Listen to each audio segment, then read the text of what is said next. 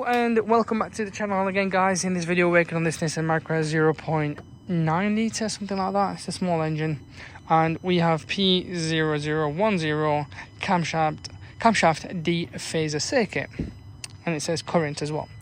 On this engine I'm going to show you, so if you're getting this, there's a few symptoms. So it'll either crank and nothing happens, or you just won't crank, or it'll work, turn on, runs and then starts to cut out, or you're having power loss. Now you'll get all sorts of symptoms really with this camshaft. Camshafts are a very annoying problem, and you don't want it to be really deep, otherwise it'll be very costly. I'm going to show you where to find this sensor. Because it says circuit, my hopes are, which has always been, we track and trace the wire to it. So first thing first, you'll be checking the fuse board and then going on to the wiring loom, which is this here. And I know this bit here rubs against the body here, which is why it's a bit thicker, but you can see what's happening. And if we unplug it, this is your sensor, and that is where the sensor lays. I mean, there is a part number there for you guys. Let me see if I can make it better.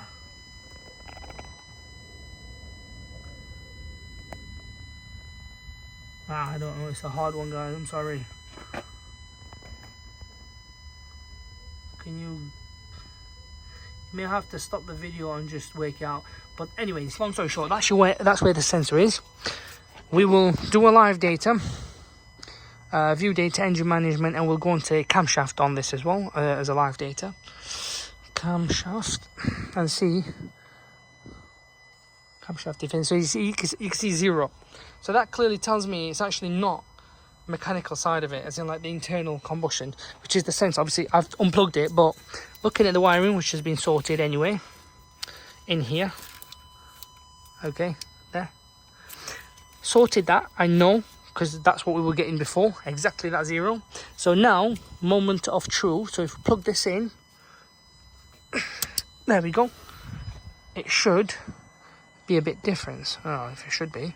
And if it doesn't work on there, let's go back onto the engine. Let's try camshaft. Still getting 0, but sometimes that may not show. So let's go on to read fault codes. Let's see if it says passed. Yep, it says passed. So that clearly has solved it. Maybe I'm on the wrong thing on the live data for sure. Otherwise it was saying current. So like this one, how it says passed. Let's try again, because there was no power going to it. Now we've got power, and there we go. So from the past, read fault code, it says current. That's what I was getting before. Maybe I'm just on the wrong thing on the live data, but I'll plug it back in, and if you come back out, I'm pretty sure I can reset it now. Fault code, no, there you are. So you can see there is no fault code stored. So yeah, if you're getting that fault code, guys, that's where you need to look. And if it is the sensor, which can be as well sometimes, guys, my advice is buy a genuine OEM from that part number. It's literally not, I don't think it's difficult. It's let me see if I can get a better picture for you guys, but that's what it will look like.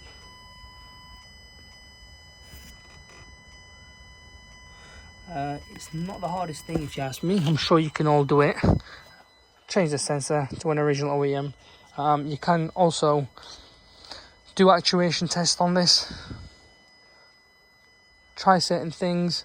There's also other options as well as within service functions where you can actually reset it, but that's where your sensor is.